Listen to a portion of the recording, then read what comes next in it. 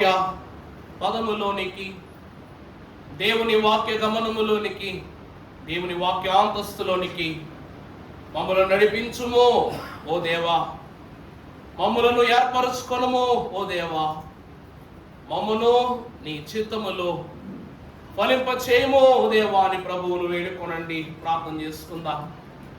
సమీపింపరాని తేజస్సులో నిత్యము అమరత్వమును వసించుచు గాన ప్రతిగానములతో నిత్యము పరిశుద్ధుడు పరిశుద్ధుడు పరిశుద్ధుడని పరలోక వరభక్తుల చేతను, 24 పెద్దల చేతను, దూత గణముల చేతను, ప్రస్తుత సమయమున ఈ ఆరాధన దినమున మా అందరి చేతను కొనియాడబడుచున్న మా తండ్రి, నీకు అనేక వందనములు.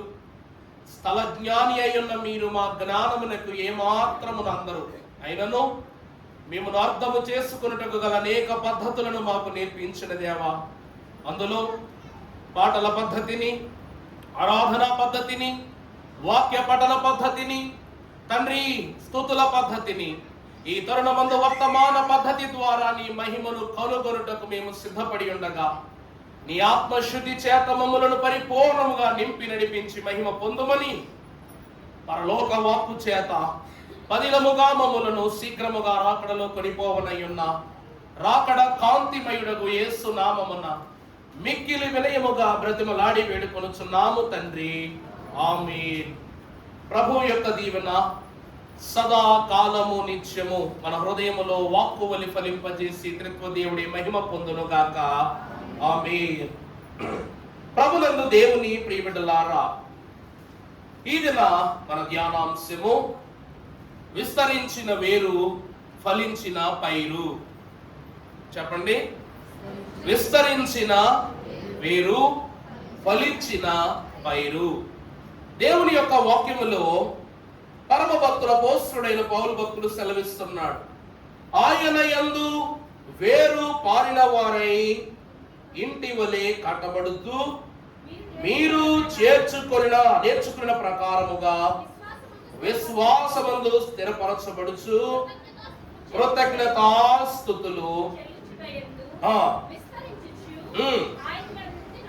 ఆయన యందుండి మీరు నడుచుకొనుడి. ప్రభునందు మిక్కిలి ప్రియమైన దేవుని బిడ్డలారా, వేరు పారుట. దేవుని యొక్క మహాగణమైన కృపను బట్టి క్రీస్తు సన్నిధిలో ఆయన భాగ్యములో ప్రవేశించిన మనము క్రీస్తు అను రాతిపై లేక క్రీస్తు అను పునాదిపై మనము ఏమై ఉన్నాము అనగా ఫలించెడి మొక్కలమై ఉన్నామని ప్రభు పేరిట మీకు తెలియజేస్తూ ఉన్నాను. ఈ రోజున నేల గొప్పదైతే చెట్టు గొప్పదవ్వదు. చెట్టు గొప్పదైనంత మాత్రాన ఏ నేల మీద పడితే ఆ నేల మీద ఫలించాలని లేదు. మన తండ్రి గారు పరిశుద్ధులు భక్తులు అంటున్నారు, మంచి నేలను పడిన మంచి విత్తనములు ఏమవుతాయంట? మంచి ఫలింపునిస్తాయట. ఈ రోజున భక్తులైన వారు కూడా అంటున్నారు, ప్రభువా నీ సన్నిధిలో నిత్యము ఫలించే కొమ్మగా నేను బ్రతుకుతున్నాను, అయినా నాకు దెబ్బలు తప్పట్లేదు ఏంటయ్యా? నీ సన్నిధిలో నిత్యము అనుగుణ్యంగా పెరుగుతున్నాను, నేను వాడబడుతూ ఉన్నాను, అయినా నాకే ఎందుకు నాయన ఈ శ్రమలు అంటారు. కానీ పెద్దలు అంటారు, ఫలించే చెట్టుకే దెబ్బలు, కాయలు గల చెట్టుకి ఏం తగులుతాయంట? దెబ్బలు తగులుతాయంట. దేవుని వాక్యములో మనము చూసినట్లయితే ఎఫెసీయులకు రాసిన పత్రిక 3వ అధ్యాయము 14వ వచనం ఒకసారి చదువమ్మా. ఈ హేతువు చేత భూమి మీదున్న ప్రతి కుటుంబము, ఏ తండ్రిని బట్టి మీరు కుటుంబము అని పిలువబడుచున్నారో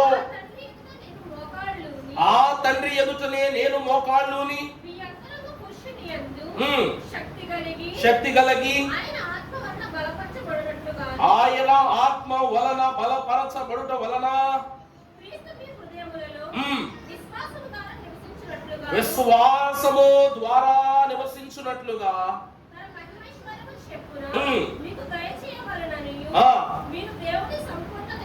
మీరు దేవుని యొక్క సంపూర్ణత యందు పూర్ణులగునట్లుగా దేవుడు వృక్షము అని పిలువబడుతున్న లేక ఫలించడి కొమ్మల వలె చెట్ల వలె ఉన్న మనలను ఏ వేరుతో దేవుడు పోషిస్తున్నాడంటే ప్రేమ అను వేరుతో పోషిస్తున్నాడు. ఈరోజు మనం అందరం రైతు బిడ్డలమే, రైతు కుటుంబీకులమే. మొక్క నాటేసి ఆ 3 నెలల తర్వాత పండిన తర్వాత కోత కోసుకోవచ్చు లేదని చెప్పేసి పొలానికి రోజు వెళ్ళటం మానేస్తున్నావా? చెప్పండి. ఇప్పుడు మొక్క పాతే ఎలాగా భూమిలో నీళ్లు ఉన్నాయి, ఎలాగా మట్టి ఉంది, ఎలాగా మొక్క వర్షం వస్తే పడిగానే ఆ మొక్క యథావిధిగా నిలబడిపోద్ది కదా అని మనం నాటినటువంటి వరి పంటను చూడటానికి రోజు వెళ్లకుండా ఉంటున్నామా అంటున్నా. కలుపు చూడటానికి వెళ్తాం, మొక్క ఎలా ఉందో చూడటానికి వెళ్తాం. రాత్రి వీధులుగాలో వారగాలో వచ్చిందనుకోండి, ఎంత మోతాదుకు పడిపోయిందో లేదో చూసుకోవడానికి వెళ్తాం. ఎందుకంటే మనము పంటను ప్రేమతో విత్తుతున్నాం. అందుకే భక్తులు అంటారు, కన్నీటితో విత్తువాడు సంతోషముతో తన పనను కోసుకొని పోనంటాడు కీర్తనాకారుడు. ప్రభువునందు ప్రియబిడ్డలారా, యేసు క్రీస్తు ప్రభువును పరిశుద్ధుడగు దేవుని కుమారుడు కూడా తండ్రి అయిన దేవుని యందు మోకరించి విశ్వాసముతో మన కొరకు ఆయనే సిద్ధపరచవలసిన ఇహలోకపు పంటయున్న సంఘమును బట్టి ప్రభు అంటున్నారు, మిమ్మును మట్టి మీద పండించలా, నా వీపును నాగటి శ్రమ అనేటువంటి దెబ్బల పైననే మీరు ఫలించడి వారై ఉన్నారు. మనం ఎక్కడి నుంచంట? వీడు బారినటువంటి ఈ లోకములో క్రీస్తు దేహము శ్రమల వలన, శోధనల వలన, దెబ్బల వలన దున్నిన శ్రమలో నుండి ఫలించిన మొక్కలమై ఉన్నాము. కాబట్టి ప్రేమ అను వేరుతో ప్రభు మనల్ని పోషిస్తున్నారని పౌలు మహాభక్తుడు సెలవిస్తున్నాడు. ఇంకాస్త ముందుకు వెళితే ప్రియులారా, ఎఫెసు 2:20 చదువమ్మా.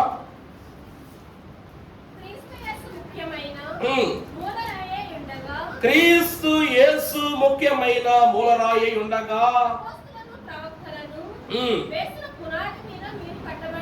మీరు అపోస్తులైన వారు వేసిన పునాది మీద కట్టబడి ఉన్నారు. ప్రభువునందు ప్రియబిడ్డలారా, పంట యజమానిదే కావచ్చు, కానీ కష్టం ఎవరిదంట? రైతుది. ఈరోజు యజమానికి ఎంత గొప్ప భూమి ఉన్నా, ఎంత స్వాస్యముతో ఉన్నా మొత్తం పెద్దవారు అంటారన్నమాట, అందరూ వ్యవసాయం చేయలేరు. ఈ రైతులు తీసుకెళ్లి కంప్యూటర్ ఎదురుగా కూర్చోబెడితే నేర్చుకోగలడేమో కానీ ఆ కంప్యూటర్ ఎదురుగా కూర్చుని తీసుకొచ్చి పొలంలో దింపితే మాత్రం నిమిషం కూడా కూర్చోగలదా? దైవజనులు దేవదాసయ్య గారు అంటూ ఉన్నారు ఏమిటంటే, ప్రార్థించుట నీకు చేత కాకపోవచ్చు కానీ నిన్నో నిత్యము పోషించుట దేవునికి చేతనవును అంటున్నారు. అంటే నువ్వు ప్రార్థనలో లోపం చేస్తావేమో కానీ దేవుడు నిన్ను పోషించడంలో లోపం చేస్తున్నాడా? చేయటం లేదు. అందుకే ఆయన నీ ఎదుట, ఆయన తండ్రి ఎదుట ఆయన ఒక కానివాడై మోకరిల్లి ప్రణమిల్లి పాప భారము నిమిత్తమై శ్రమపరచబడి సర్వమేలు నీకు అనుగ్రహించుటకే ఆయన ఒక కూలివాని వలె మన కొరకు శ్రమ నొందుకున్నాడని భక్తుడు తెలియజేస్తున్నాడు. ఇంతేకాకుండా కొరింథీ పత్రిక ప్రారంభములో 1 కొరింథీ 3:11 కూడా పౌలు మహాభక్తుడు రాస్తాడు ఇలాగా. 3:11 అమ్మా, వేయబడినది తప్ప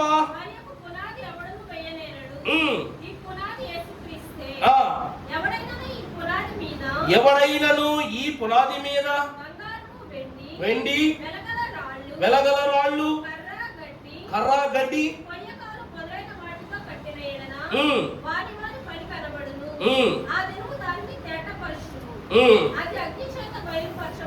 చాలండి, అది అగ్ని చేత.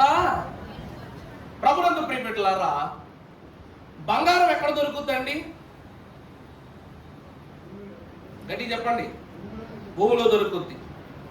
మరి మొక్కలు, చెట్లు, చేమలు, ఇత్తనాలు ఎక్కడ దొరుకుతాయి? ఈ భూమిలోంచే. అన్ని భూమిలోంచే దొరుకుతున్నాయి నీళ్లతో సహా. కానీ విత్తనం వేస్తే మొక్క వస్తుంది, బంగారం వేస్తే బంగారపు గనెందుకు రావట్లేదు? విత్తనం వేస్తుంటే మొక్క వస్తుంది. పండులో ఉన్న విత్తనాన్ని తీసుకుని భూమిలో నాటితే అది మొక్కై మనకు ఇంకో 10 పళ్ళు ఇస్తుంది. కానీ మీ చెవులి తీసో, లేకపోతే మీ ముక్కు పొడవు తీసో, మీ గాజు తీసో మీ ఇంట్లో ఏ పెరట్లోనే కప్పెట్టండి, నెలకో, సంవత్సరానికో, 10 సంవత్సరాలకో అది కాస్త ఒక చెట్టులాగో లేకపోతే బంగారపు గనిలాగో పెరుగో 10 గాజులు మీకు ఎందుకు ఇవ్వదు? ఎందుకు ఇవ్వదు చెప్పండి? ప్రభువునందు దేవుని ప్రియబిడ్డలారా, దేవుని వాక్యం అంటూ ఉంది, మానవునికి ఏది అవసరమో దేవుడు అవే ఇస్తూ ఉన్నాడు. అందుకే ప్రభు అంటున్నారు, ఏమిటి తెలుసా? మన తండ్రి గారు చరణం రాశారు, పసిడి వర్ణపోటెండ భాగ్యధారలవాన విసరు మంచి గాలి విరియు పుష్పములు రసముల్కు పాడ్లు నీ రమ్య ప్రేమన్ చాటున్ ప్రసరించు కోతాలో ఫలముందు నీవు. అబ్బాయ్, నీ కొరకు దేవదేవుడు చెట్లన్నీ తీసేస్తాడు, భూమంతా బంగారపు గని చేసేస్తాడు. తీసుకో, బ్రతుకు. ఆ మాట అర్థమైందా అండి? భూమి మీద ఒక్క చెట్టు కూడా లేకుండా తీసేసి దేవుడు మొత్తం బంగారం చేసేస్తాడు, భూమంతా బంగారపు గని చేసేసి నీకు ఇచ్చేస్తాడు. బ్రతుకుతామా మనం? ఎందుకు బతకం? ఆ బంగారము అలంకారానికి ఉపయోగపడదు, కానీ ఆహారం పెడద్దా? వెండి కనిగిస్తానని చెప్పి భూమి చెట్లు తీసేసి మొత్తం వెండి ఇచ్చేస్తాడు దేవుడు. బ్రతుకుతామా? భక్తులు ఏమంటున్నారు తెలుసా? ఈ బంగారం అంట దేనికి సమము కాదంటే పసిడి వర్ణము. పసిడి అంటే ఏంటండి? పసిడి వర్ణపు ఎండ, భాగ్యధారల వాన. ఇవన్నిటికంటే, భోగ భాగ్యముల కంటే నీకు సర్వ భోగ భాగ్యములకు మించిన పరలోక భాగ్యాన్ని, సమృద్ధి గల పోషణనిచ్చు భాగ్యధారల వాన. నిత్యము నిన్ను ఊరటనిచ్చే విసరు మంచి గాలి, చల్లటి ఆహ్లాదమైనటువంటి వాసన కలిగించే విరిసే పుష్పములు, అలాగే నిన్ను తృప్తిపరచు రసమల్కు పండ్లు, నీ రమ్య ప్రేమం చాటును ప్రసరించు కోతలు. నీకేం పొందుతుందంట? ఫలము పొందు నీవు. ప్రభునందు ప్రియబిడ్డలారా, ధనమునిచ్చి ఆహారం కొనుక్కుంటున్నావు, కానీ ఇదే ధనమే నీ జీవితంలో శాశ్వతమైపోతే ఏమైపోద్దంట? ఏం తింటాం? అనగనగా ఒక రాజు ఉండేవాడంట. ఆ రాజుకి గొప్ప ఆశ ఏమిటంటే తన రాజ్యం అంతా కూడా బంగారు నగరంగా తయారు చేయాలన్న రాజ్యం అంట, ఆశ అంట. అప్పుడు ఈ రాజు ఒకరోజు దీక్షణంగా ఆలోచిస్తూ ఉంటే, మహారాజా ఏమైంది అని చెప్పేసి ఒక మంత్రి వచ్చి అడుగుతున్నాడు. నా మనసంతా కూడా ఒక ఆలోచన కలవరం రేకెత్తుతూ ఉందంటేను. అప్పుడు ఈ మంత్రి అన్నాడంట, మహారాజా, మన రాజ్యానికి కొన్ని కోశాల దూరములో ఒక అడవి ప్రాంతం ఉంది. అడవి దగ్గర ఒక పెదరాశి పెద్దమ్మ ఉంది. ఆ పెద్దమ్మ దగ్గరికి వెళ్ళి మనకున్నటువంటి సంకోచాలను, సందేహాలు చెప్తే ఆమె పరిష్కారం చెప్పే సమర్థురాలట. మీరు ఎందుకు వెళ్ళి ఆమెను కలవకూడదు అనగానే రాజు మనసులో ఉన్న ఆలోచనని గుండెలో పెట్టుకుని, చేత్తో గుర్రాన్ని పట్టుకుని, సామాన్లు వెనక పెట్టుకుని ఒక్కడు పేదరాశి పెద్దమ్మ దగ్గరికి వెళ్ళాడంట. వెళితే ఆ పేదరాశి పెద్దమ్మ దగ్గరికి వెళ్ళగానే, ఏం కావాలి నాయనా నీకు అని అడిగితే, అమ్మా, నా మనసులో ఉన్న ఒక ఆలోచన ఏంటంటే, నా దేశమంతా, ఈ లోకములో అంత అందమైనటువంటి దేశము ఇంకెవరికి ఉండకూడదు, అదంతా బంగారంలా మారిపోవాలి అని నాకు ఒక వరం కావాలమ్మా. ఈ వరం కావాలంటే ఏం చేయాలంటే, అప్పుడు ఈమె అందంట, నేను ఒక ద్రవాన్ని నీకు ఇస్తాను, ఆ ద్రవాన్ని నువ్వు తాగితే ఆ చేతితో దేన్ని ముట్టుకుంటే అది బంగారం అయిపోద్ది అందంట. అనగానే ఈ పేదరాశి పెద్దమ్మ చెప్పిన ప్రకారంగానో ఆమె కాసిచ్చినటువంటి ఆ యొక్క ద్రవాన్ని తాగేసి వెంటనే అటు పక్కగా వెళ్ళి ఒక చెట్టును ముట్టుకున్నాడంట. చెట్టు బంగారం అయిపోయింది. ఇంకా సంతోషం, ఎంత ఆనందం అంటే అంత ఆనందం. వెంటనే ఈ బంగారపు చేతులతో దేన్ని ముట్టుకుంటే బంగారం అయిపోయే చేతులు పట్టుకుని రాజ్యానికి వచ్చి మొట్టమొదటిగా కోటను ముట్టుకున్నాడంట. కోట బంగారం అయిపోయింది. కనబడిన ప్రతి ఇల్లు ముట్టుకుంటూ వెళ్ళిపోతున్నాడంట. అన్ని ఇల్లు బంగారం అయిపోతున్నాయి. అన్ని బంగారం అయిపోయి అనుకున్న ప్రకారం తన కోట గోడపై నుండి, మేడపై నుండి చూస్తున్నాడు. బంగారు నగరాన్ని నేను చిటికలో సంపాదించుకున్నానని ఆనందపడిపోయాడంట. ఇలా ఆనందపడిపోతూ ఉన్న ఇతడు మరి అన్ని చోట్ల బంగారు నగరాన్ని నిర్మించేశాడు కదా. అంతే కదండి, పొద్దున్నే పనికి వెళ్తాం, పనికెళ్ళి ఆ పని ఈ పని చూసుకుని అలసిపోయి ఇంటికి రాగానే ఏమనిపిస్తుంది? ఆకలేస్తుంది. ఇప్పుడు ఆకలేసి ఎవరక్కడ ఆకలేస్తుంది నాకు భోజనం పెట్టండి అనగా నేను పళ్ళు పొలాలు చికెను మటన్ తీసుకొచ్చి ఎదురుగా పెట్టారంట. చికెన్ కాలు పెట్టుకున్నాడంట, బంగారం అయిపోయింది. మటన్ కాలు పెట్టుకున్నాడంట, బంగారం అయిపోయింది. యాపిల్ పట్టుకున్నాడంట, బంగారం అయిపోయింది. పళ్ళెం పట్టుకుంటే బంగారం అయిపోయింది. అన్ని బంగారం అయిపోయేసరికి ఈ తినగలడాయుడు తినలేడనమాట. తినకపోయేసరికి అప్పుడు వెంటనే తన కూతురు వచ్చిందంట. తండ్రి ఏమైంది అనగానే, ఏముందమ్మా, ఇదిగో నేను ఒక వరాన్ని పొందుకున్నాను, ఈ వరంతో అన్నింటినీ బంగారం చేయగలిగాను, కానీ నేను ఏది ముట్టుకుంటే అది బంగారం అయిపోతుంది, అందువల్ల నాకు ఆకలేస్తుందమ్మా. అంటే దాని ఏముంది నాన్న, నువ్వు అలా ఉండు, నేను బొమ్మ తినిపిస్తాను నీకు అని చెప్పేసి నాన్నను కూర్చోబెట్టి 4 గోరు ముద్దలు కలిపి పెట్టిందంట. మరి రాజే కదా, కూతురు కాకపోతే పనులు పెడతారు. ప్రశాంతంగా కడుపు నిండా బిడ్డ అన్నం పెట్టేసరికి తృప్తిగా ఫోన్ చేసిన తండ్రి, చల్లగా ఉండు బిడ్డ అని చెయ్యట్టాడు నెత్తి మీద. కూతురు బంగారం అయిపోయిందంట. అంతే, ఇంకా ముద్ద తినిపించడానికి కూడా ఎవడో సాహసం చేయలేదు. ఎందుకంటే ఇవి ఎక్కడ మమ్మల్ని దీవిస్తాడో, కూతురు మాదిరి మేము బంగారం అయిపోతామని కంగారు పడిపోయి ప్రజలందరూ కూడా వలస వదిలేసి వెళ్ళిపోతున్నారంట. ఈ రాజుగారి దగ్గరికి అయ్యా నమస్కారం వెళ్తే నమస్కారం అంటే చెయ్యడతాడేమో అని భయం వేసి రాజ ప్రస్థానాన్ని మొత్తం విడిచిపెట్టేసి ప్రజలు వెళ్ళిపోయారంట. ఇప్పుడు తను అనుకున్నట్లుగానే బంగారు నగరం ఉంది, తనున్నాడు, కానీ ప్రజలు లేరు, పక్షులు లేవు, పురుగులు లేవు, ఏమీ లేవు. అంతే, మళ్ళా టక్క మరి కంగారుగా బయలుదేరాలి కదా అని చెప్పేసి గుర్రం ఎక్కడైనా గుర్రాన్ని నట్టుకున్నాడంట. గుర్రం బంగారం అయిపోయిందంట. మొదట వెళ్ళినప్పుడు ఉందాగా వెళ్ళాడు, ఇప్పుడు ఆపసాపాలు పడుస్తూ కొన్ని కోశాల దూరంలో అడవి ప్రాంతం దాకా నడుచుకుంటూ వెళ్ళాడు. ఇందులో అడ్వాంటేజ్ ఏంటంటే పులి వచ్చిన పులి మీద చేయడుతుంది, బంగారం అయిపోద్ది, అడవిలో సేఫ్ అన్నమాట. వెళ్ళి మా పేదమ్మ పెద్దమ్మ కాళ్ళ మీద పడి, ఇప్పుడు ఆమె మీద చేయి పెడితే ఏమేమైపోద్దని కంగారుతో కాళ్ళు పెట్టుకోవడం మానేసాడు లేడు పాపం. ఆమె పాదాల మీద పడి, అమ్మా నన్ను క్షమించమ్మా, నన్ను దయచేసి క్షమించు, నేను దురాశగా పోయాను, నిరాశ ఎదురైపోయింది నాకు, దయచేసి నువ్వు క్షమించమ్మా, ఇదిగో జరిగిన పరిస్థితి, నేను పడుతున్న శోధన ఇది అని చెప్పగానే అవందంట, ఇంత వరమును నీకు ఇవ్వగలిగే నేను ఈ పాకలో ఉన్నప్పుడే నీకు అర్థం కాలేదా? నీకు ఇన్ని వరాలు ఇవ్వడానికి శాస్త్రులు సలహాలు చెప్పగలిగిన నేను ఇలాంటి ఓ బంగారు భవనం నిర్మించుకుని ఆ ద్రవం మీద నేనే తాగితే నేను గొప్పదాన్ని కాలేనా? అయినా వాటిని ఎందుకు విడిచిపెట్టున్నాను అనేది నీకు తెలియజేయటానికి నీకు ఆ ద్రవాన్ని ఇచ్చాను.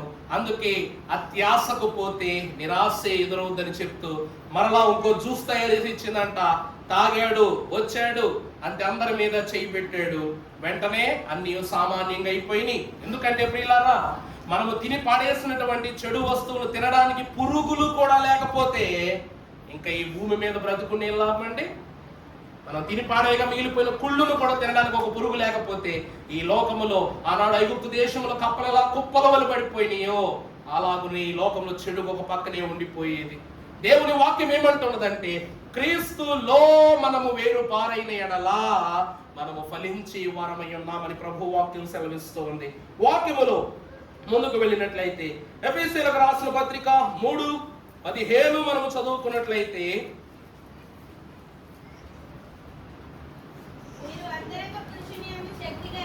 చూడండి, వేరు అనగా వాక్యం అంటూ ఉంది. చెట్టును చూడగానే మనకు కనబడేది, ఎదుగుండి ఇక్కడ ఒక చెట్టు ఉంది, సీతాఫలం చెట్టు ఉంది. దీన్ని చూడగానే మన కంటికి 3 విషయాలు కనబడతాయి. ఏ విషయం మన కంటికి కనబడేవి ఏంటంటే, ఒకటి కొమ్మలు, ఆకులు, ఫలాలు, కానీ వేరు కంటికి కనబడదు. ఈ మహావృక్షములకు వేరు ఎవరై ఉన్నారు అనగా అంతరంగ పురుషుడై ఉన్నారు. మనలో ఉన్న అంతరంగ పురుషుని చదవండి, శక్తి కలిగి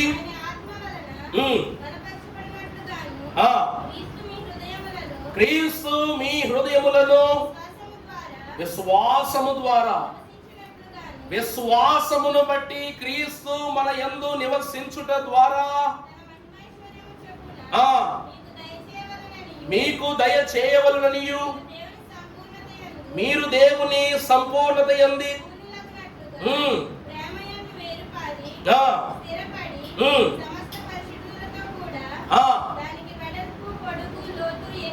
ఎత్తును జ్ఞానమునకు మించిన క్రీస్తు యొక్క ప్రేమను తెలుసుకొనుటకును శక్తి గలవారు కావాలని నేను మీ కొరకు ప్రార్థించుచున్నాను. ప్రతి చెట్టు గొప్పదవ్వాలని లేదు, ప్రతి చెట్టు కొమ్మ ఫలింపునివ్వాలని లేదు, కానీ దేవుడట ఆహ్లాదమునకు కొన్ని, ఆనందమునకు కొన్ని, ఆహారం ఇచ్చుటకు కొన్ని, సువాసనిచ్చుటకు కొన్ని, గాలినిచ్చుటకు కొన్ని, దిశ మార్చుటకు కొన్ని, ఏమండి తోటి వృక్షములకు శక్తి పుంజుకోవటానికి కొన్ని దేవదేవుడు ఏం చేస్తాడంట? ఫలాలకు సంబంధించినవి, అలాగే సువాసనకు సంబంధించిన ఎన్నో వృక్షాలను చేశాడంట. కానీ అన్నిటి యొక్క వేరును భూమిలోని అంతరంగములోని, అర్థమవుతుందా అండి? ఈ భూమి యొక్క అంతరంగములోని దేవుడు ఏం చేస్తాడంట? ఇమిడ్చి వేస్తూ ఉన్నాడంట. అది ఎంత ఎత్తైనదైనా కావచ్చు. భూమి మీద దేవదారు వృక్షములను గురించి యెరూషలేములో, అలాగే లెబానోను పర్వతము పైన ఉన్నటువంటి దేవదారు వృక్షములను గురించి మన వాక్యములో చదువుకుంటాం. కొండ మీద నిలవబడగలిగే పునాదికి సంబంధించి ఆ వృక్షముల యొక్క నడుమన మనము వేర్లు ఏమాత్రం విలే, బలము లేనివిలే అనుకుంటాం. కానీ ప్రియులారా, చిన్న దోమ ఇంత బలమైన దేహానికి రంధ్రం పెట్టినట్టు చెట్లు ఏం చేస్తాయంట? రాళ్లను కూడా చీల్చుకుంటూ లోపలికి వెళ్ళిపోతాయి. చెట్లు ఏం చేస్తాయండి? రాళ్లను కూడా చీల్చుకుంటూ లోపలికి వెళ్ళిపోతాయి. ఈత చెట్లు ఆయుష్ తీరిపోయి పేలిపోతామో లేకపోతే తెగిపోతామో పోతాయి, కానీ ఎవరో వాటిని కొట్టడానికో లేకపోతే నశింపజేయడానికో ప్రయత్నం చేయరు. కారణం ఏమిటంటే ప్రియులారా, దేవుని వాక్యం అంటూ ఉంది, క్రీస్తును పునాదిపై నిర్మింపబడిన ఈ వృక్షములన్నీ అనగా సంఘమైన మనం అందరము కూడా దేవుని యొక్క వాక్యము అను పునాది వేరు పైన ఏమవుతున్నాం? స్థిరపరచబడిన వారమై ఉంటూ ఉన్నాం. వాక్యములో ఎవరైతే క్రీస్తు అను వేరు యొక్క బలాన్ని స్వాస్యంగా భావించరో వారు ఏమవుతారు అనగా మత్తయి సువార్త 13:21 చదువుమా. అతనిలో వేరు లేనందున అతడు కొంతకాలము నిలుచును గాని వాక్యము నిమిత్తము శ్రమయైనను హింసయైనను కలగగానే అభ్యంతరపడును. వేరు లేని వృక్షము నిలువబడునా? అది ఏ వృక్షమైనా కూడా వేరు లేకుండా నిలబడగలదా చెప్పండి? నిలబడదు. నువ్వు చెట్టును కొట్టగలవేమో కానీ వేరును కొట్టలేవు. ఎందుకనగా ప్రభు యొక్క వాక్యం అంటుంది, యేసు క్రీస్తు ప్రభు వారు ఎవరనగా యెషయి మొద్దు నుండి చిగురు పుట్టును. యెషయి అనగా దావీదు యొక్క వంశమునకు తండ్రిగాను అతడు మూలముగాను మనకు కనిపిస్తూ ఉన్నాడు. అతనిని వాక్యం ఏమంటుందంటే మొద్దు అంటుంది, అంటే నరకబడిన వాడు అని అర్థం. అతని కుమారుడే, యెషయి కుమారుడే దావీదు మహాభక్తుడు. కానీ మరొక వాక్యములో భక్తులు అంటారు, యేసు క్రీస్తు ప్రభువు దావీదు వేరు చిగురు అంటున్నారు. దావీదుకు వేరెవరు? దావీదుకు వేరండి యెషయి. కానీ యెషయిని మొద్దుగాను, అలాగునని వేరు స్థానములో ఉండవలసినటువంటి యెషయిని మొద్దుగాను, మొద్దు స్థానములో ఉండవలసిన క్రీస్తు ప్రభు చిగురు వరసలోను కనబడుతున్నారు. దేవుని యొక్క వాక్యమును బట్టి మనము చూసినట్లయితే పరమ భక్తుడైనటువంటి దేవదేవుడు అంటాడు, దావీదు తర్వాత దేవుని మందిరమును నిర్మించుటకు సొలొమోను సమర్థుడగుటకు గల కారణం ఏమిటి అంటే, దావీదు మహాభక్తుడు రక్తము చేత దేవుని యొక్క సాన్నిధ్యమును అపవిత్రపరిస్తే సన్నిధి ద్వారా త్రిత్వదేవుడు సొలొమోను మందిరములో తన యొక్క ఉనికిని ప్రశస్తముగా విస్తరింపజేసుకున్నాడు. అందుకే తన చేతులతో ప్రార్థన చేస్తే దావీదు రక్తదర్పణం చేశాడు. కానీ దేవుని యొక్క వాక్యాన్ని బట్టి చూస్తే సొలొమోను అదే మందిరంలో ప్రార్థన చేస్తే యెహోవా ఆత్మగ్ని వలె ఆ ప్రాకారములోనికి దిగి వచ్చింది. దేవుని యందు ప్రియ బిడ్డలారా, ఎవరికి వేరు ఉండదు. వేరు అనగా వాక్యం. వేరు అనగా ఏమిటండి? వాక్యం. ఈ రోజు నీ కేర్ ఆఫ్ అడ్రస్ ఏది అని చెప్పుకున్నాం అనుకో, మనం చెప్పాలి, విరివిగాదిక నెప్పటికి నా పరమ దేవుని మందిరమే నా ఇల్లు కనుక నాకేమీ కొదువా నా తోడుండా. ఎఫెసీ పత్రిక 4వ అధ్యాయము 14వ వచనము మనము చూసినట్లయితే, మనము ఇక మీదట పసిపిల్లలమై ఉండి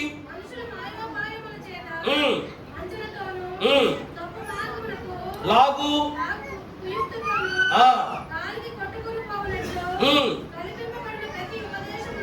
ఇటు అటు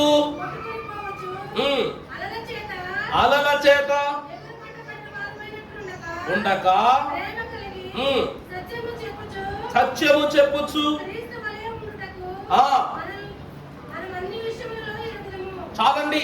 ప్రభునందు ప్రియబిడ్డలారా, దేవుని యొక్క వాక్యాన్ని బట్టి మనం చూస్తే వేరు అనున్నది అనగా మనలో ఉన్న వాక్యం బలహీనమైపోయింది అనుకోండి, ఏ గాలి తగిలినా మన నేల కూలిపోతాం. ఏ గాలి తగిలినా నేల కూలిపోతాం. ఏ చిన్ని అపాయం వచ్చినా కూడా ఫలింపు మానేస్తాం. ఏ చిన్ని బలహీనత కలిగినా కూడా ఏమైపోతాం? అస్వస్థత స్థితిలోనికి వెళ్ళిపోతాం. దేవుని యొక్క వాక్యము పరిపూర్ణముగా చెప్పుచున్నటువంటి మాట ఏమిటంటే, మీరు వాక్యమునందు నిలిచి ఉండని పక్షమున మీరు ఎట్టి స్థితిలో ఉన్నను కూడా క్రీస్తు నిమిత్తమై మీరు వేరుపరచబడిన వారే. ఉదాహరణకు 12 మంది అపోస్తులను సంపాదించుకున్న ప్రభువు మనస్సులో ఎక్కువ చింతించింది ఎవరి గురించి అంటే ఇస్కరియోతు యూదా గురించే. ఎందుకంటే వ్యభిచరించిన స్త్రీని మాటతో కాపాడుకున్న నేను, దయ్యములు పట్టిన వారిని మాటతో స్వస్థపరిచిన నేను, మరణించిన వారిని మాటతో బ్రతికించిన నేను 3.5 సంవత్సరాలు నా వెనక ఒక మూటగా మోస్తూ ఒక బాటగా అగుపరుస్తున్నటువంటి నా ప్రియునిలో ఒకడైనటువంటి ఇస్కరియోతు యోధాను నేను ఏం చేయలేకపోయాను? కాపాడుకోలేకపోయాను. అర్థమైందా అండి? ఇంటిని గెలుచుట తర్వాతే రచ్చ గెలవమన్నారు. కానీ ప్రభువు లోకమంతటిని గెలిచారు. కానీ తన ఇంటి వాసులుగా చేయుకొనుటకు 12 మందిని ఏర్పరుచుకున్న ఇస్కరియోతు యోధ అందులోనూ తెలివైన వాడు, చదువుకున్న వాడు, బుద్ధిమంతుడు, జ్ఞానోపయం గలవాడు, మర్మాలు తెలుసుడు, అన్ని తెలుసున్నాడు. దైవజనులు అన్నారు, యోధ బోధ చేస్తే సాతాను కూడా నోరు ముచ్చుకుని వింటాడంట. అంత మంచి బోధకుడు ఇస్కరియోతు యోధాట. అంటి మర్మాలు తెలిసిన అతనిని నేను కోల్పోవటాన్ని బట్టి నా తండ్రి సన్నిధిలో ఇప్పటికి నేను విలిపిస్తున్నానని భక్తులైన వారితో ప్రభు మనవి చేసుకున్నారు. ఎందుకంటే ప్రియబిడ్డలారా, నీపై దేవుని వాక్యమును చిరుగాలి తగులటం కంటే నిన్ను కూలగొట్టుటకు లోకము మీద నుండి వచ్చుచున్న పెనుగాలే ఎక్కువ తగులుతుంది నీకు. అందుకే వాక్యం అంటుంది, చల్లటి గాలికిని పెనుగాలికిని ఎంత తేడా ఉందో చూడండి.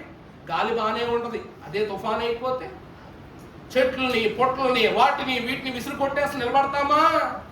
అందుకే దేవుని ఒక వాక్యం అంటూ ఉంది, దేవుని వాక్యము చేత స్థిరపరచబడితే ఆ వేరు బలపడిన నీవు ఏ గాలినైనను అనగా ఎట్టి శ్రమ అయినను తట్టుకొనగలవు. అందుకే వేరు లేని వారు మొండెము లేని తలతో సమానం. దేవదాస్ గారు ఎప్పుడు అన్నారు, టికెట్ లేని ప్రయాణం, ఏమండి, టికెట్ లేని ప్రయాణం, స్టాంపు లేని ఉత్తరం, ప్రార్థన లేని ఆశీర్వాదం, 3 ఒకటేనంట.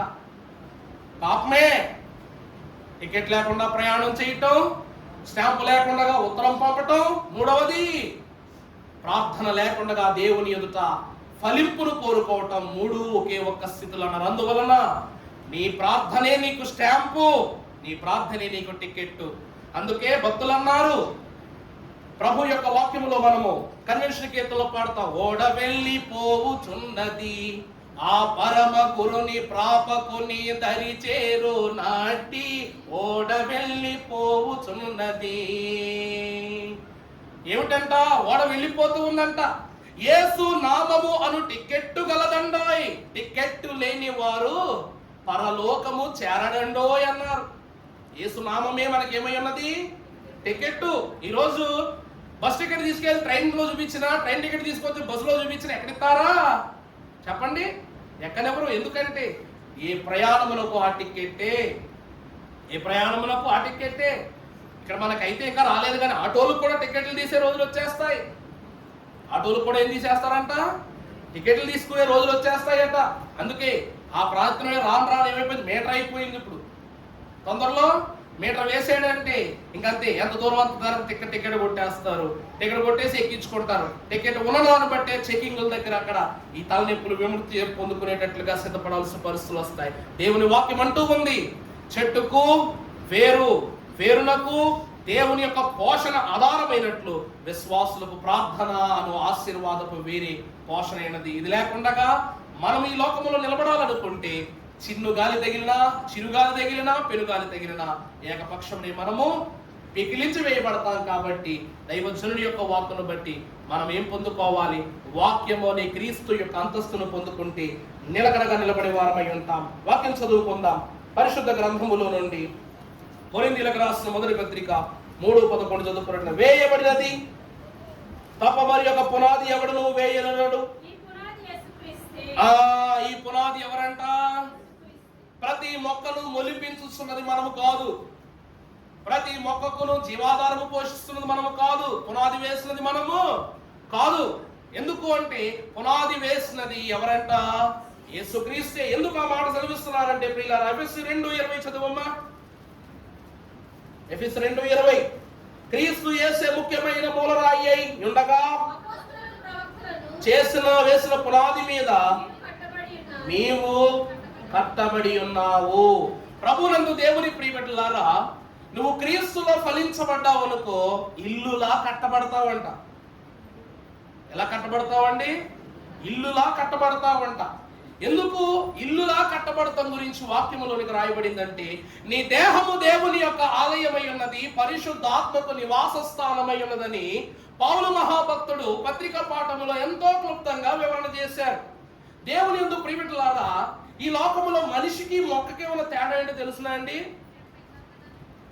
మహావృక్షం కూడా మౌనంగా ఎదుగుద్దంట, సప్పుడు చేయకుండా. నీ పెరట్లో తాటి చెట్టు, ఏ చెట్టు అయినా నువ్వు రోజు వెళ్ళి చూడు, అది ఎదుగుతున్నప్పుడు నీ శబ్దం ఏమన్నా వస్తుందా? కానీ మనిషి మాత్రం ఎలా ఎదుగుతున్నాడంట? నేను గొప్పవాడిని అయ్యాను, నేను పెద్దవాడిని అయ్యాను, ఫంక్షన్లో హ్యాపీ బర్త్డే, ఇంకా హ్యాపీ బర్త్డే, మెచ్యూర్ ఫంక్షన్, పెళ్ళి, సవర్త ఫంక్షన్, అన్ని ఫంక్షన్లు చేసుకుని లోకమంతా కూడా మనం ఏం చేస్తున్నాం? విందు పెడుతున్నాం. కానీ దేవా, నాకు ఇంకో సంవత్సరం ఇచ్చావు కదయ్యా, నీకే మరణాత కృతజ్ఞతలు. దేవునికి చెప్పావా?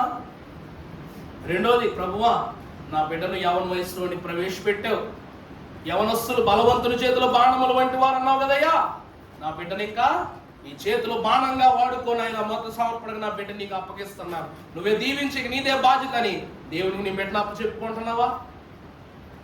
వివాహం జరుగుతుంది నాయన, వివాహం అన్నింటిలోనూ గొప్పదై ఉన్నదన్నావు, ఏదేనులో ఆనాడు నీ చేతితో చేసావు. కుమారుడు యేసుక్రీస్తు ప్రభువు కనాను వివాహం చేశారు. ఈరోజు నా కుమారుడు లేక నా కుమార్తెకు వివాహం జరుగుతుంది, నీ చేతుల మీదే, నువ్వే మొదటి అతిథివి ఈ విందుకు. ఈ ప్రధానమైనటువంటి క్రమములకు నీవే మొదటి అతిథివి, నువ్వే కర్తవు కర్మవు క్రియవై ఉన్నావు కాబట్టి నీకు అప్పగిస్తున్నాను ప్రభువా. చివరికి మరణములో కూడా ఇవన్నీ వదిలిపెట్టిన మేము చావులో కూడా దేవుడి దగ్గరికి వెళ్తావా వెళ్ళవా అనే ప్రయాసం ఉండిపోతాం.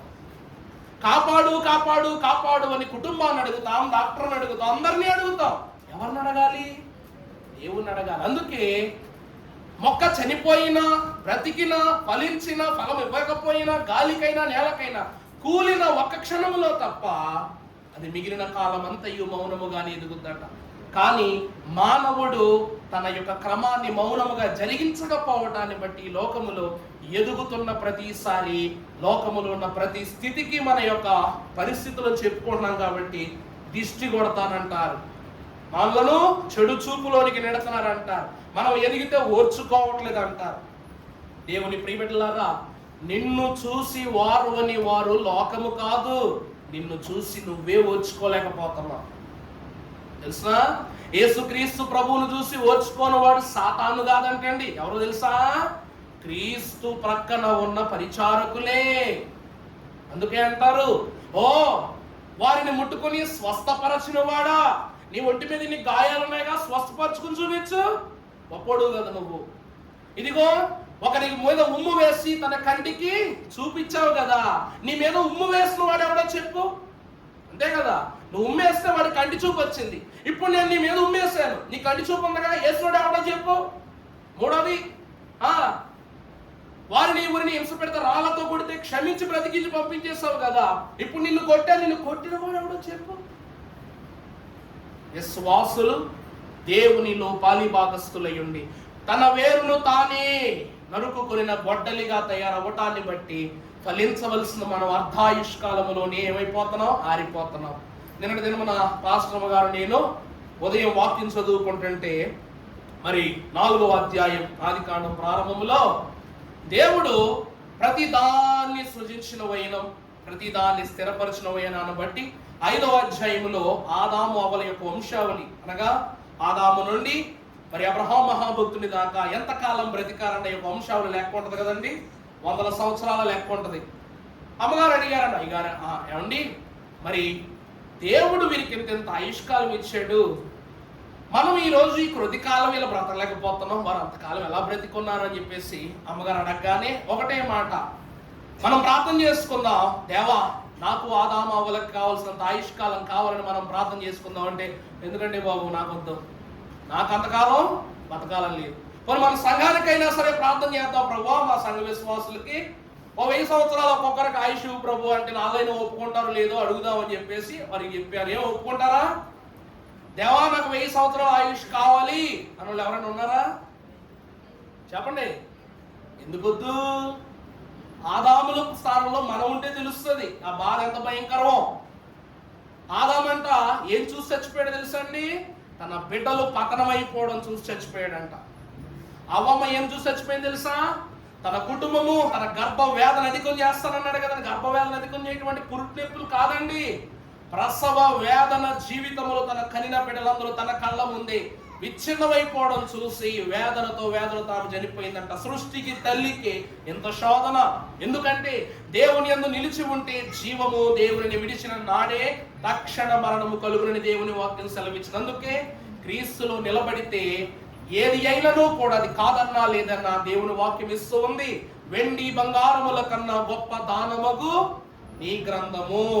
దేవుడు బస్తా బంగారం నీ చేతికిస్తే దాన్ని వాడాలా దాయాలా అన్న ఆలోచన కూడా లేని వాళ్ళము మనమైతే, అంతకు మిక్కిలి నేను ఇచ్చిన వాక్కులను పట్టుకోండి, బంగారు నగరములు మీ పాదముల కింద వాటిని పరిచేస్తానన్నాడు ప్రభువు. దేవుని వాక్యం ముందు ప్రియబిడ్డలారా, మనము క్రీస్తులో నూతనమైన గృహముగా కట్టబడ్డాం. ఒకప్పుడు కొన్ని ప్రాంతాల్లో నీకు చెప్పాను కదండి, జోర్డాన్ దేశంలో, యోర్దాన్ దేశంలో ఇల్లు ఎక్కడ కడతారో తెలుసా? కొండల్లో కట్టుకుంటారు. కొన్ని ప్రాంతాల్లో చెట్ల మీద కట్టుకుంటారు. ఇల్లు ఎక్కడ కట్టుకుంటారండి? చెట్ల మీద కట్టుకుంటారు. పెట్రా ఈజిప్షియన్ దేశం, సెర్బియా, అలాగుననే ఈజిప్ట్ దగ్గర పెలకోస్, ఇవన్నీ కూడాను ఈజిప్ట్ దేశాలు, కొండ ప్రాంతాలు ఉన్న దేశాలు. ఈ దేశాల్లో మరి ప్రజలైనటువంటి వారు ఎక్కడ పునాది వేసుకున్న వల్ల ఇల్లు నిలబడదు, ఇసుక భూమి కాబట్టి. ఎందుకంటే రాత్రి అయిందంటే భయంకరమైన చలులు, గాళ్ళు వచ్చేస్తాయి. పగలవగానే భయంకరమైన ఎండ, తినలేం త్రాగలేని పరిస్థితులు. అందువల్ల వీళ్ళు కొండ ప్రాంతాలను చెక్కుకుని గుహలుగా చేసుకుని ఆ కొండ ప్రాంతాల్లో నివసించడం ప్రారంభించారు. ఒక కొండలో మహాగా ఒక 30-40 కుటుంబాలు నివాసం చేసేస్తుంటే ఇప్పటికీ అలాంటి దేశాలు ఉన్నాయి. యెరూషలేం పురం చుట్టుపక్కల అన్ని దేశాలను కూడా ఈ ప్రాంతంలో నడవ. కానీ వారు ఎవరంటే అపర సంపన్నులు. కొండల్లోనూ గుహల్లోనూ బ్రతుకుతున్నప్పుడు వాళ్ళు ఎవరంట? అపర సంపన్నులు. కానీ వారు ఉండటానికి చోటే లేనప్పుడు, ఈరోజు డబ్బులు ఉన్నాయి, కట్టుకోగలిగి ఇల్లు కట్టుకునే స్థలం ఉంది, అన్నీ ఉన్నాయి, కానీ ఆ స్థలంలో నీకు ఇల్లు కట్టబడదు అని రిపోర్ట్ వచ్చిందని కట్టగలవా? అందుకే అంటారు, దేవుడు ఇల్లు ఇచ్చాడు అంటే అది భాగ్యం, మన యోగ్యం, అది దేవుని వలనే కలిగింది, యెహోవా వలన కట్టబడిన చేయబడిన కార్యం. అందుకే కీర్తనాకారుడు 118వ కీర్తనలో రాస్తాడు ఏమిటది? ఇది యెహోవా ఏర్పాటు చేసిన దినము, యెహోవా గుమ్మము, నీతిమంతులు దీనిలోనికి ప్రవేశించెదరని వాక్యములో ఉంది. యెహోవాయే మనకు నిత్య నిబంధన గృహమై ఉన్నారు. తర్వాత మనము చూసినట్లయితే ప్రియులారా, పరిశుద్ధ గ్రంథములో నుండి కొలస్సీ 2:6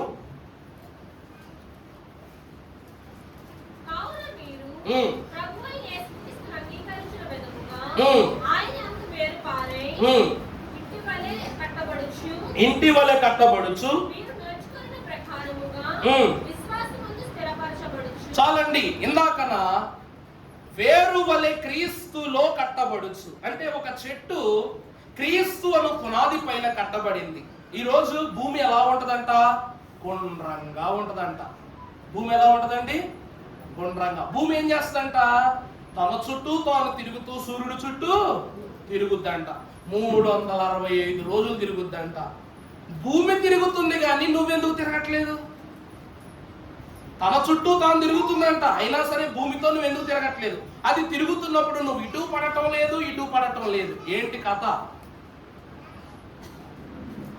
ఏంటి కథ? దాన్ని ఏమంటారంటే భూత్వాకర్షణ అంటారు.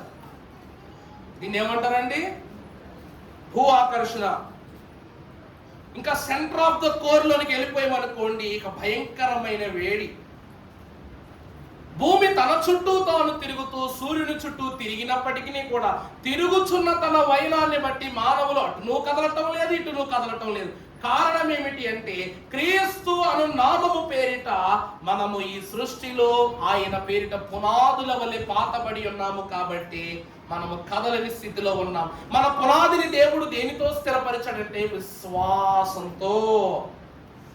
అబ్రహాము ఎక్కడ గుడారం వేస్తే అక్కడ దీవెనే. తెలుసునండి మీకు? అబ్రహాము దేవుడు అబ్రహామును పలానా ప్రాంతానికి వెళ్ళు, అక్కడ గుడారం వేసుకుని ఉండన్నాడు అనుకో, అక్కడ గుడారం వేస్తే ఊరైపోయేదంటే. ఎందుకంటే అబ్రహాము కుటుంబము ఊరు కంటే ఎక్కువ. మండు టెండలో, ఎడారిలో, సముద్రము ప్రక్కన, ఎక్కడ అడవిలో వేసుకున్నా కూడా విస్తారమైనటువంటి దీవెన ఫలింపచేశాడు దేవుడు. ఎందుకంటే దేవుని ప్రియబిడ్డలారా, యెహోవా గుడారములో అతిథిగా నివసింపదగిన వాడు ఎవడు? అబ్రహాము విశ్వాసముతో గుడారము వేశాడు. కాబట్టి భక్తులు అన్నారు అబ్రహాము గుడారము విశ్వాస గుడారం అన్నారు. దేవుని యొక్క వాక్యమును మనము చూసినట్లయితే ప్రభునందు దేవుని ప్రియబిడ్డలారా, కాస్త ముందుకు వెళ్ళి హెబ్రీయులకు రాసిన పత్రిక 6వ అధ్యాయము 19వ వచనములో మనము చూసినట్లయితే ఈ నిరీక్షణ నిశ్చలమును స్థిరమైన మన ఆత్మకు లంగరు వలె నుండి తెర లోపల ప్రవేశించుచున్నది. నిరంతరము మెల్కీసెదెకు క్రమము చొప్పున ప్రధాన యాజకుడైన యేసు అందులోనికి మనకంటే ముందుగా మన పక్షముననే ప్రవేశించెను. మీకు ఇక్కడ మెల్కీసెదెకు అనే ఒక పదం వినబడింది. ఈ మెల్కీసెదెకు అను ఈ గనుడు, ఈ శ్రేష్ఠుడు వాక్యములో 3 సార్లే పిలువబడతాడు. వాక్యంలో 3 సార్లు ఆయన పేరు రాయబడిందండి, ఇంకెన్నిసార్లు రాయబడాల? ఎందుకంటే వాక్యములో ఇతని జననము గాని, జీవనము గాని, జాగరణము గాని, మరణము గాని లిఖింపబడాల, పేరు తప్ప. ఈ రోజు కూడా విశ్వాసులమైన మనము ప్రార్థన చేసుకుంటాం. ఏంటి తెలుసా? నాయనా నీ జీవ గ్రంథంలో నాకేమివ్వు చెప్పండి. నీ జీవ గ్రంథంలో నాకేమివ్వు? స్థానం ఇవ్వాల. ఈ పుస్తకంలో మీరు స్థానం పొందేస్తారా? ఏం పొందాలి ఈ పుస్తకంలో? జీవ గ్రంథంలో ఏం రాయించుకుంటారో కదా, పేరే రాయమని అడుగుతున్నాము. కానీ ప్రభువా ఈ పేరు ఎలా రాస్తావు, ఏ రీతిగా రాస్తావు, ఏ రకంగా రాస్తావు? అబ్రహాముకు తెలుసా? అబ్రహాము చేసిన పాపము, లోపము, తాపము, కోపము, రూపము, ఎన్ని క్రియలు ఉన్నాయి అన్ని ఇందులోనే ఉన్నాయి. ఇక్కడ రాయబడిన వాటిని చదువుకుంటూ ఉన్న మనమే ఎన్నో విషయాలు తెలుసుకుంటాము. కానీ జీవ గ్రంథములో రాయబడేటువంటి పేరు విషయంలో నా ప్రభువు నా పేరు ఎలా రాస్తాడు? మంచిగా రాస్తాడా, చెడ్డుగా రాస్తాడా? ప్రోగ్రెస్ రిపోర్ట్ లో 2 కాలములు ఉంటాయి. ఫెయిల్ అయిన కాలంలో పెట్టే సంతకం, పాస్ అయిన కాలంలో పెట్టే సంతకం. పిల్లల సంతకం పెడతాం కదా. ఎందుకు ఆ కాలములు అంటే మన స్టాండర్డ్ ఏంటో తెలియజేయటం కోసమే 2 కాలములు పెడతారు.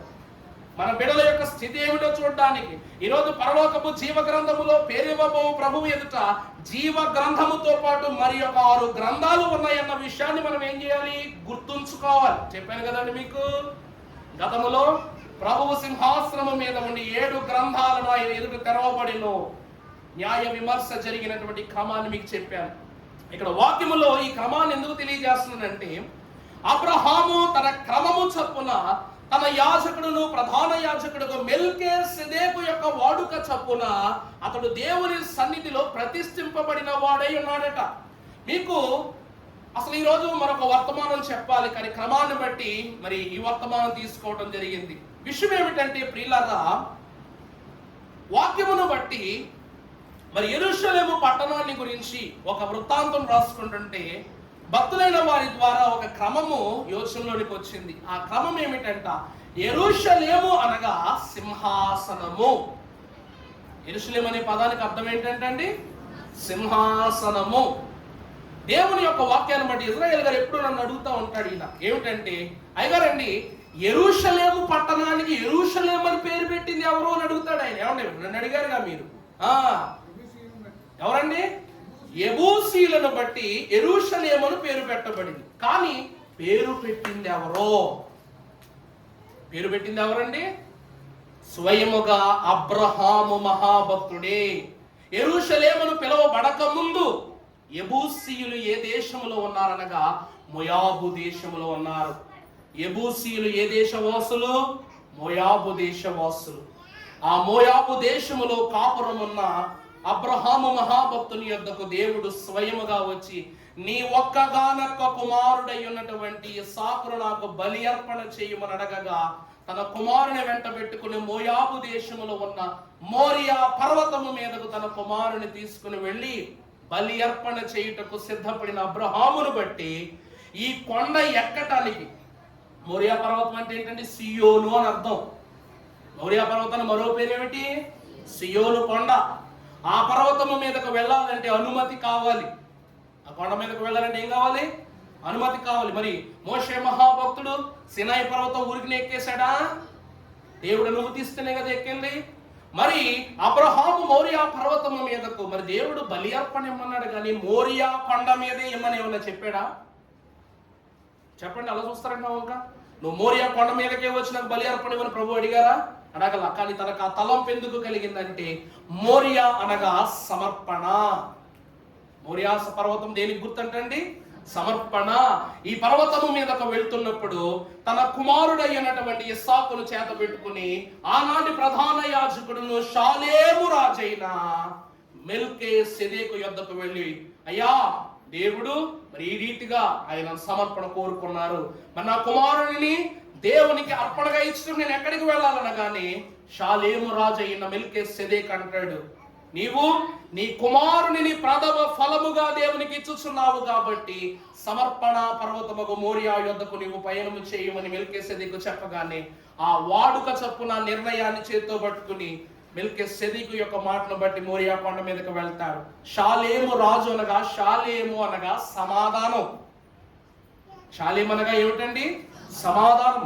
మెల్కీసెదెకు ఆ దినమున తాను సమాధానపరిచి దేవునికి విశ్వాసికి మధ్య చేసిన సమాధానాన్ని బట్టి మోరియా పర్వతము మీద దేవుడు ఈ మహాఘనమైనటువంటి స్థితిని బట్టి సంతసించి అబ్రహాముకు ఆ దినమున అతడు ఏ స్థలములో నివాసము చేసిన అదంతయు విశ్వాస జనముగా విస్తరించునని ఆశీర్వాదం ఇచ్చాడు. అందుకే ఆ దినము నుండి మోయాబు దేశమును యెరూషలేము పట్టణముగా మహాభక్తుడైన అబ్రహాము నామకరణం చేశాడు.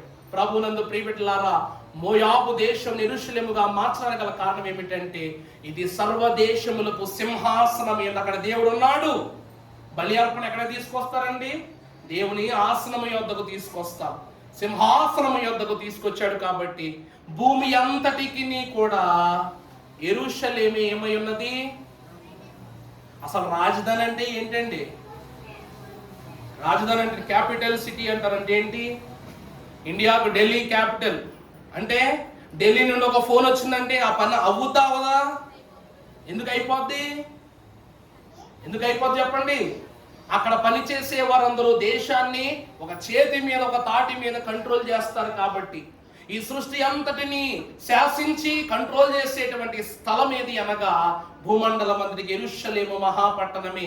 అది దేవుని యొక్క సింహాసనమై ఉన్నదని ఆ దినమున యెరూషలేము అని మహాభక్తుడు మోయాబు దేశంలో అబ్రహాము సంతానానికి స్వాస్థ్యంగా ఇవ్వటాన్ని బట్టి యెరూషలేము పట్టణాన్ని ఆ దినమున నిర్మాణం చేశాడు. ఆ తరువాత యెరూషలేమును దావీదు వంశమునకు ఆశీర్వాద స్వాస్యముగా దేవుడు ఇవ్వడంతో యెరూషలేము పట్టణానికి దావీదుపురము అని పేరు వచ్చింది.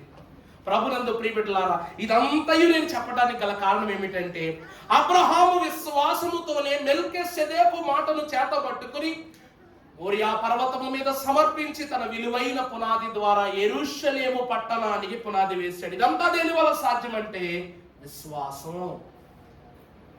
దేని వల్ల సాధ్యమండి? విశ్వాసం. ఇప్పుడు చెట్లు ఉంటాయి. నేనే ఉన్నాను. నాకు మన పక్కనే ఉన్నట్టు మామిడి చెట్టు ఎక్కాలనిపించింది. ఎందుకంటే దూర పండ్లు ఉన్నాయి కాబట్టి నేను ఎక్కువ కోసుకోవాలని చెట్టు ఎక్కినప్పుడు జాగ్రత్తగా ఎక్కుతూ పైకి వెళ్ళేసరికి కొమ్మలు బలంగా ఉంటాయా, వీక్గా ఉంటాయా? బలంగా ఉంటాయా? వీక్ అయిపోతుంటాయి. అడుగు జాగ్రత్తగా వేస్తూ వెళ్తాను. ఈ అడుగు వేస్తే ఆ కొమ్మ విరిగిపోవునేమో అన్న అవిశ్వాసం నాలో కలిగితే అది విరగటం మాట దేవుడు ఎరుగు, గుబుక్కని జారి ఏమైపోతాను, కింద పడిపోతాను. అబ్రహాము మహాభక్తులు కూడా చెప్పుచున్నది అదే, విశ్వాసము అను కొమ్మలపై ప్రతి నిత్యము నిన్ను పోషించి మెట్టు మెట్టు ఎక్కించి నిత్య ఫలములతో నిన్ను పోషించుచున్న నీ ప్రభువు ఎదుట నీవేమై ఉండాలి, విశ్వాస సహితుడవై ప్రవర్తించాలి. అందుకే విశ్వమంతటిని గావించిన నీ తండ్రి నీ గుప్పెటి హృదయములో ఇంత విశ్వాసాన్ని పుట్టించలేడా అన్నారు. అవునా కాదండి? విశ్వాసము లేని విసుగోదల సమయాన విశ్వాసమిమ్మని వేడుకొనుము, విశ్వమంతటిని గావించిన నీ తండ్రి విశ్వాసముగా వింపాలేడా. నీకు ఫలమే లక్ష్యమైంది కాబట్టి పెట్టే ప్రతి అడుగు కూడా ఏమైపోవాలి, విశ్వాసంతో అడుగు వేసే వాళ్ళమై ఉండాలి. అందుకే కష్టమే ఫలితం అన్నారు కాబట్టి నువ్వు పొందే కష్టాన్ని చూడొద్దు, పొందబో ఫలితాన్ని చూడమన్నారు కాబట్టి విశ్వాసమే మన కష్టమునకు సమాధానం, ఫలితమే ఆ విశ్వాసము ద్వారా వచ్చే బహుమానం. కాబట్టి ప్రియులారా, వృక్షము భూమిలో ఏ ధైర్యంతో వేరు నాటుకుంటదంటే, నేను ఎంత విశ్వాసంగా బలంగా భూమిలో నాటబడితే ఏమండి అంత బలంగా లేస్తాను. మీకు ఒక విషయం చెప్పిన, మీ అందరికి వెదురు కర్ర తెలుసు కదమ్మా. ఎదురు కర్రలో, ఈ ఎదురు కర్రలో మన గుమ్మంలో కానీ మన వాకిట్లో కానీ మన ఊళ్ళో కానీ ఎక్కడైనా పెంచుకోవడానికి ఇష్టపడతామా? ఈ లోకంలో ఏ చెట్టునైనా తొందరగా కొట్టేయచ్చు, కానీ వెదురు చెట్లు మాత్రం కొట్టలేము. ఎందుకు కొట్టలేము? ఎందుకు కొట్టలేమండి? దాని వేరులు మాత్రమే కాదండి, అది కొట్టడం భయంకరమైన పని. ఆ వెదురు చెట్టు యొక్క జీవిత గమనాన్ని చూస్తే, ఆ వెదురు విత్తనం పాతబడిన తరువాత 10 రోజులకి వెళ్ళి అక్కడ చూస్తే ఏమి రాదు, నెల రోజుల తర్వాత వెళ్ళి చూస్తే ఏమి రాదు, 6 నెలల తర్వాత వెళితే ఏమి రాదు, సంవత్సరం వెళ్ళినా ఏమి రాదు, 2 సంవత్సరాలకు వెళ్ళినా ఏమి రాదు, 3వ సంవత్సరంలో మొలకలు వస్తాయంట. ఎన్ని సంవత్సరాలు పట్టిందంట మొలక రావడానికి? 3 సంవత్సరాలు పట్టిందంట. ఎందుకు ఇది 3 సంవత్సరాల కాలం పట్టింది మొలకెత్తడానికంటే, ఇది పైకి ఎదగడం మనం చూసామంటే వెదురు కర్రలు ఎంత ఎత్తుకి ఎదిగిపోతాయి కూడా మనకు అని ఊహించలేము. గుప్పుగా ఒక బొకేలాగా ఎదిగిపోతాయి అన్నమాట, దబ దబ దబ దబమని ఎదిగిపోతాయి. మరి 1 కాదు, 2 కాదు, 3 కాదు, ప్రతి కొమ్మ కూడా ఏమైపోతుంది, ఓ వెదురు కర్ర అయిపోద్ది. అవునా కాదండి? ప్రతి చిన్న కొమ్మ కూడా ఏమైపోద్దంట, బలిష్టమైనటువంటి వృక్షంగా మారిపోద్ది. మరి 3 సంవత్సరాలు ఇది ఏం చేస్తుందయ్యా అంటే, ఇది ఆకాశం వైపు ఎంత ఎత్తుకి ఎదిగిందో భూమిలోకి కూడా ఎన్ని వేర్లు దింపుద్దంట, అన్ని వేర్లు. అంటే ఇది ఎంత ఎత్తుకి ఎదుగుద్దో భూమిలోకి అంతే లోతుగా వేర్లు దిగిపోయి ఉంటాయంట. 50 అడుగులు ఎత్తి ఎదిగితే 50 అడుగులు భూమిలోకి ఉంటాయి వేర్లు. అందువలన ఇది ఎదిగే వరస్సును బట్టి ఈ 3 సంవత్సరాలు ఇది ఏం చేస్తుందంట, గ్రౌండ్ వర్క్ చేస్తుందంట. అందుకే దేవుని వాక్యం అంటుంది, దేవుని సన్నిధిలో నిలబడండి, ఎందుకంటే విసుగుదల చెందరాదు, ప్రార్థన నెరవేర్పు తక్షణమే రాదు. విసుగు కొన్నచో సిద్ధి వెనుకకే పోవును, వసించుడి దేవుని సమూహమందు బడ్డుల వలె నిలబడండి అన్నారు. ఈరోజు ప్రభునందు ప్రియబిడ్డలారా, వేరుతోనే ఈ లక్షణాన్ని ప్రభు ఎందుకు చెప్తున్నారంటే, ప్రభువు యొక్క సిలువ అనేటువంటి మ్రాను భూమిలోనికి పాతుకొని హేడేసును, నిత్య నరకాగ్నిను, పాతాళమును రెండింటినీ వేరుపరిచిందట. ప్రభు యొక్క సిలువ అండి, ఆయన సిలువను కల్వరి గలుగోతాపై పాతగానే అది 2 భాగాలుగా చీలిపోయిందంట భూమిలో. ఒకటి హేడేసును వేరుపరుస్తూ, రెండవది పాతాళమును వేరుపరుస్తూ. ఆ పాతాళమునకు వెళ్ళటానికి దప్పిగొనుచున్నాను అనే పదమును పలికిన ప్రభువు సాతాను యొద్దకు పాతాళము ఈ సిలువ మార్గము గుండా వెళ్ళి సాతానుతో ఆయన యుద్ధము చేసి పాతాళలోక తాళపు చెవులను ఆయన స్వాధీనం చేసుకున్నారు. ఈ సిలువ వేరు ఎంతవరకు చొచ్చుకుని వెళ్ళిపోయింది. ఈ మ్రాను యొక్క వేరంటే పాతాళమును, చెరగా ఉన్నటువంటి పాతాళమును వేరుపరచేంత విచ్ఛిన్నంగా పెరిగిపోయింది. ప్రభునందు ప్రియబిడ్డలారా, ప్రభువు సిలువ ధ్వజము సర్వసామాన్యమైనది కాదు. అందుకనే దేవుని వాక్యము మరీ చివరి మాటగా మనము చూసినట్లయితే సామెతల గ్రంథము 12వ అధ్యాయము 3వ వచనం ఒకసారి చదివినట్లయితే సొలొమోను మహాభక్తుడు అంటున్నాడు, భక్తిహీనత వలన అర్థమవుతుందా అండి? అర్థమవుతుందా? భక్తిహీనత అనేటువంటి స్థితి ఉన్నవాడు ఎవడు కూడా తన వేరులతో ఈ భూమి మీద బ్రతకలేడు, తన జీవితముని ఈ లోకములో పరిపూర్ణం చేసుకోలేడు. చదువమ్మా. నీతిమంతుడి యొక్క వేరు కదలదు. యోబు మహాభక్తుడు అంటాడు, యోబును ఎన్ని రకాలుగా కదిలించాడు? కదిలాడా? యోసేపును ఎంత కదిలించారు? కదిలారా? యేసుక్రీస్తు ప్రభువుని ఎంత కదలేస్తారు? కదిలారా? కదలలేకపోవటం మరి తత్వం కాదు. వారు కదిలేది కేవలము దేవుని మాటను బట్టి. మనము కదలాలి, దేవుని మాట కొరకు కదలాలి, దేవుని క్రియ కొరకు కదలాలి, దేవుని వాక్కు చేత దీవింపబడటానికి కదలాలి. అందుకే భక్తిహీనులా ఉంటే ఏదో ఒక రోజు ఈ లోకములో అంటారుగా, ప్రతి ఫలించని వృక్షము నరికి వేయబడును, అగ్నిలో పడవేయబడును అన్నారు. దేవుని ప్రియబిడ్డలారా, ఆఖరి మాట మనం చూసి మన వాక్యాన్ని ముగించుకుందాం. యెషయా గ్రంథం 37:31 చదవండి.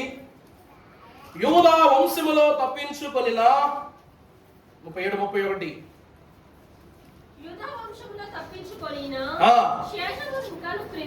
శేషమును ఇంకను క్రిందికి మీదికి ఎదిగి ఫలించును. శేషించిన వారందరూ యెరూషలేములో నుండి బయలుదేరుదురు.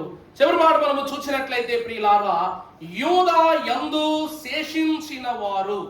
మనము వాక్యములో చూస్తే రెహబాము యెరోబాముల యొక్క పాపము వలన ఆ తరముతోనే యెరూషలేము యొక్క పునాదులు సర్వము దుర్భరమైపోయినాయి. ఆ స్థితి తరువాత దేవుని యొక్క వాక్కు చేత వ్యాకులత కలిగిన వాడే యేసుక్రీస్తు ప్రభు పేరిటనే యోధా వంశము మరలా ఏమైందంట?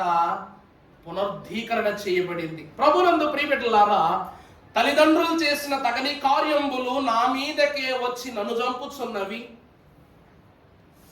ఉందా లేదా అండి? మన కీర్తన ఉందా? తల్లిదండ్రులు చేసిన తగని కార్యములు నా మీదకే పొర్లి నన్ను చంపుచున్నవి, అవి నీవే అని నీవు అనుకొనవద్దు. దేవా వాక్యే నిజము, దిక్కులు చూడవద్దు. ఎందుకంటే నీవు చేసిన పాపముల కన్నా నీ తండ్రి యొక్క దయ చాలా గొప్పది. ఆ దయా సంపన్నుడగు ప్రభు అంటున్నారు, అబ్రహాము మొదలుకొని దావీదు వంశములో సొలొమోను నిర్మించిన దేవాలయమును తన సొంత బిడ్డలే తర్వాతి తరం వాళ్ళే నాశనం చేయగానే వారందరినీ బబులోను చెరకప్పగించి 70 ఏళ్ల శ్రమలో యోధా వంశాన్ని మరలా పవిత్రపరుచుకున్నాడు దేవుడు. అప్పటి నుండి బయటకు వచ్చిన తర్వాత ఆ కాలంలో హగ్గై ప్రవక్త యొక్క జ్ఞానోపదేశాన్ని బట్టి కొరేషు కాలములోనే దేవుడు ఈ క్రమాన్నంతటిని సుభిక్షంగా జరిగించి మరలా నూతన మందిరాన్ని నిర్మించాడు. దానిని యేసుక్రీస్తు ప్రభు కాలములో హేరోదు మహారాజు యూదుల కొరకు కట్టబడిన ఆలయాన్ని అతడు విస్తారంగా పొడుగు చేశాడు. రోమియుడైనప్పటికీ యూదుల యొక్క దాతృత్వాన్ని తెలిసి ఆ దేవాలయాన్ని ఏం చేశాడంట? పొడుగు చేశాడు, దానికి మరమ్మతులు చేయించాడు.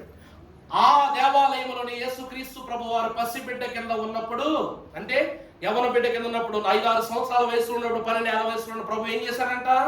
బోధ చెప్పారు. అవునా? ఆ దేవాలయమును దాటిన తరువాత పెద్ద హేరోదు కాలము పూర్తయిన తరువాత అంతిపా హేరోదు కాలములో యేసుక్రీస్తు ప్రభు వారు అదే దేవాలయమును 3 దినములలో నేను పడగొట్టి మరలా నిర్మించుదునని సెలవిచ్చారు. ప్రభువునందు దేవుని ప్రియబిడ్డలారా, అయ్యారండి, యూదా వంశ యొక్క శేషమునకు ఈ ఫలింపునకు గల కారణం ఏమిటంటే దేవుని వాక్యం అంటూ ఉంది, తండ్రి అయిన దేవుడు ఈ మందిరమును సంఘముతో పోలుస్తున్నారు. అర్థమైందండి? 3.5 సంవత్సరాలు ప్రభువు సేవ చేసిన నమ్మను అన్న వారికి ఈ దేవాలయమునకు ప్రతీకగా ఉన్న సంఘమును 3 దినములలో కూల్చి మరలా ఆయన హస్తములతో కట్టినట్లయితే 3.5 సంవత్సరాల యొక్క శ్రమ 3 దినములలో తీరిపోవును అని సెలవివ్వటానికి ప్రభువు ఆ దేవాలయాన్ని మరలా నిర్మిస్తానన్నారు. ప్రభునందు ప్రియబిడ్డలారా, చెప్పాం కదా, భక్తిహీనుని యొక్క వేరు ఏమైపోవును? నశించిపోవును. నీతిమంతుని నీ వేరు నిత్యము చిగురించును అన్నారు. కాబట్టి దేవుడి స్వయముగా భక్తులైన వారితో స్వలిచ్చినటువంటి మాట ఆఖరి మాటగా మనము చూసినట్లయితే పరిశుద్ధ లేఖన భాగములో నుండి స్వతంత్రించుచు త్రిత్వ దేవుడే సెలవిచ్చిన మాట. చదవమ్మా యెషయా 37 వల్ల చదవమ్మా.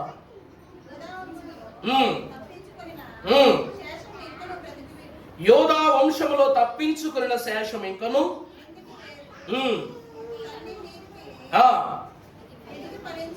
ఎదిగి ఫలించును.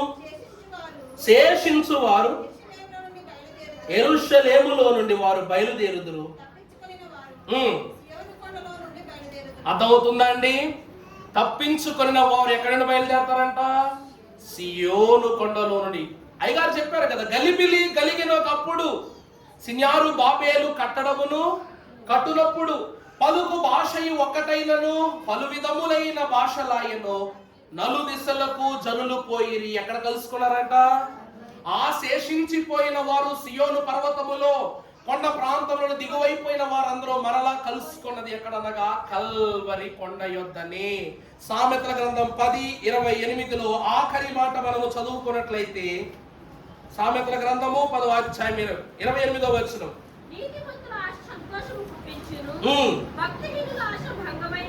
నీతిమంతులు ఆశ సంతోషము పుట్టించు. అనగా ఈ శేషించిపోయిన వారు ఎవ్వరు అంటే నీతిమంతులు. నీతిమంతులంట. ఈ నీతిమంతులే ప్రభువు కొరకు కనిపెట్టుకొని ఉన్నారు కాబట్టి అక్షయమొక చుక్క ఒకటి యాకోబులో లక్షణముగా ఉండవలయును దాత్రిపై అనే చరణాన్నయ్య గారు రాశారు మన కొరకు.